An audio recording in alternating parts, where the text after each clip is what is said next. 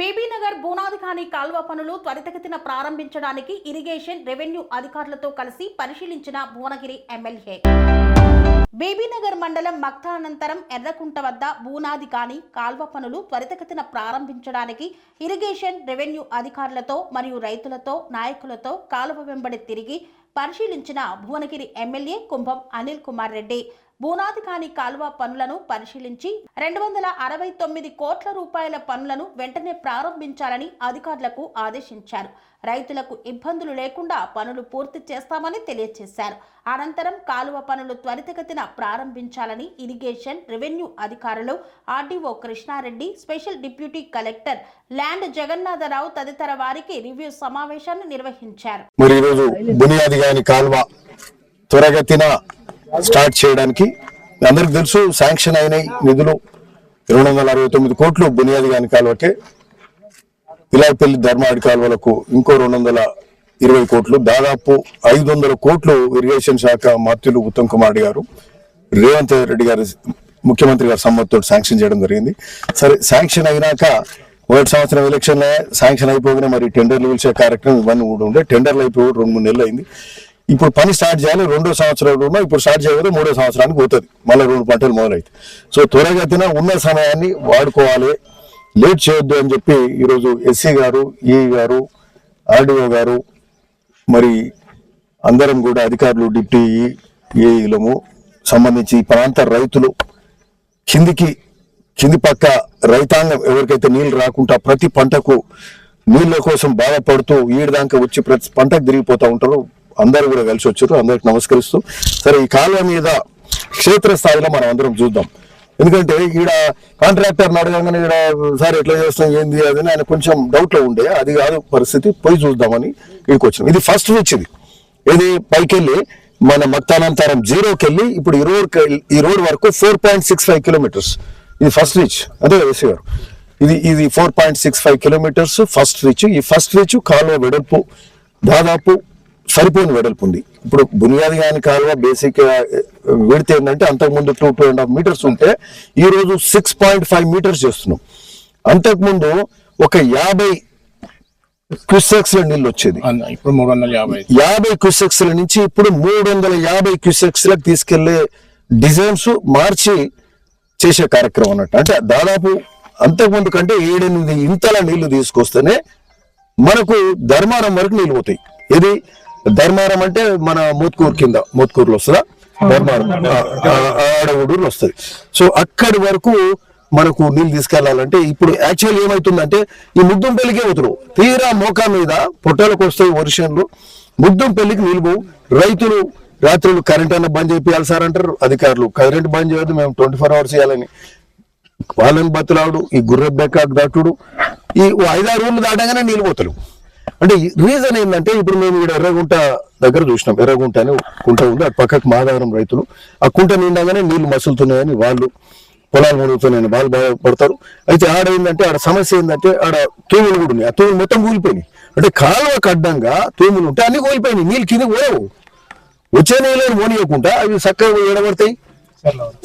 ఎంకరాలేశ్వర్లకి వెళ్ళి ఇక కిందల్లా ఎంకరాలేశ్వర నీళ్ళు ఎక్కడ పోతాయి, ఇవి బ్రాహ్మణపల్లి రాఘవపురం మీదకి వెళ్ళి మూసిలో పడతాయిపోయి.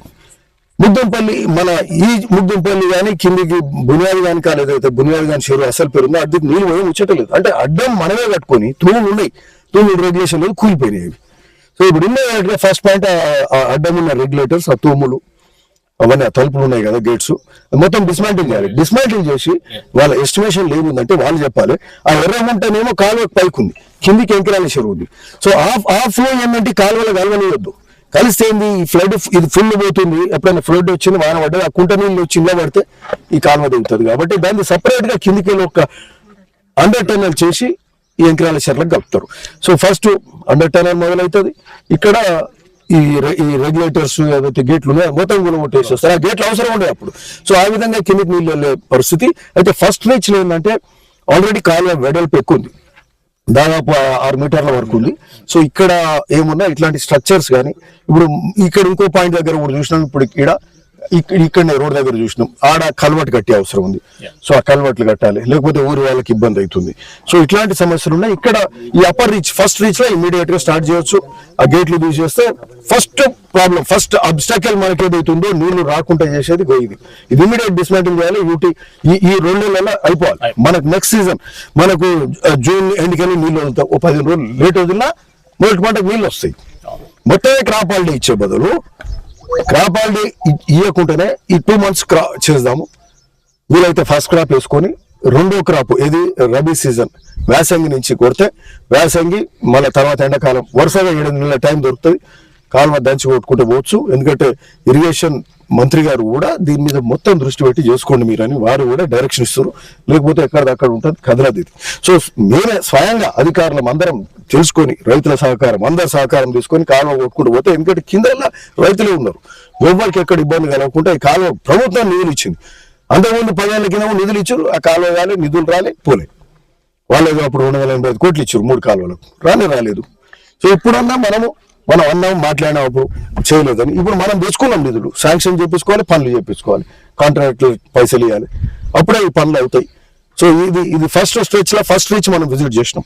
సో ఇప్పుడు మొత్తము దాదాపు 9 రీచ్లు ఉన్నాయి బునియాది గాని కాలం మీద. ఈ 9 రీచ్లలో ఈ మనకు ఫస్ట్ వచ్చేది బునియాది గాని చెరువు. బునియాది గాని చెరువు 45 కిలోమీటర్లలో ఉంది. ఇది 0 కిలో మొదలు పెడితే 45 కిలోమీటర్ల వరకు దాదాపు మనకు 0 to 4.65 నుంచి 26 కిలోమీటర్స్ సెకండ్ రీచ్, 4.65 నుంచి 26 కిలోమీటర్స్ సెకండ్ రీచ్, 26 నుంచి 32 ఒక రీచ్ థర్డ్ రీచ్, అంటే దాదాపు మొగ్గంపల్లి వరకు ఉంటుంది.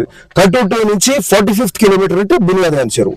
సో ఈ 4 రీచ్లను మనం ముందు ఫస్ట్ దశలో తీసుకుంటే కిందకి పోతాయి. కింద పోయి చేస్తే నీళ్ళు పోయేది లేదేం లేదు, పైకి వెళ్ళి సాఫ్ చేసుకుంటూ పోతే కిందకి నీళ్ళు పోతాయి. సో దీని మీద పూర్తి దృష్టి పెడుతూ అట్లీస్ట్ ఈ 2 నెలల్లో ఫస్ట్ రీచ్ లోకి వెళ్ళాలని కొట్టుకుంటూ పోయి ఫస్ట్ 2 రీచెస్ 7 స్ట్రక్చర్స్ అవసరం, 7 నీళ్లు బ్లాక్ చేస్తుంది, ఇట్లాంటివి చేసుకుంటూ పోతే బాగుంటుందని చెప్పి సో అధికారులం అందరం కూడా రావడం.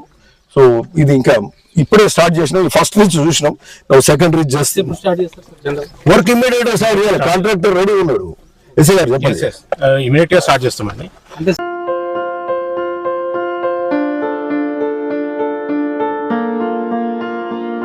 సంస్కృతి సంప్రదాయం, ప్రేమ, ఆప్యాయత, రాజసం ఉట్టిపడే వేడుకలకు అనువైన ప్రదేశం MLN కన్వెన్షన్ హాల్. కని విని ఎరుగని రీతిలో జరిగే మీ ఇంటి కళ్యాణ వైభోగానికి అందమైన కళ్యాణ వేదిక MLN convention hall. MLN convention hall ప్రత్యేకతలు: సువిశాలమైన wedding halls, centralise AC banquet hall మరియు విశాలమైన డైనింగ్ హాల్, వధువరుల కోసం ప్రత్యేక AC మరియు నాన్ AC గదులు, నక్షత్రాల వెలుగులో పచ్చని పచ్చికపై పార్టీల కోసం అనువైన గార్డెన్. MLN కన్వెన్షన్ లో CCTV పర్యవేక్షణతో పూర్తి భద్రత, 2000 వాహనాలు పార్కు చేసేందుకు సువిశాల పార్కింగ్ సౌకర్యం. మీ ఇంట జరిగే అన్ని శుభకార్యాలకు, పెళ్లి, reception, engagement, birthdays, get together, corporate events, ఏ ఇతర శుభకార్యాలకైనా అందమైన వేదిక MLN కన్వెన్షన్ హాల్. బుకింగ్ కోసం సంప్రదించండి 7550438888 మరియు 7550428888. మా అడ్రస్ చీర్యాల లక్ష్మీ నరసింహస్వామి దేవాలయం ప్రక్కన, near outer ring road, Keesara junction, Cheeryal గ్రామం, మేడ్చల్ జిల్లా.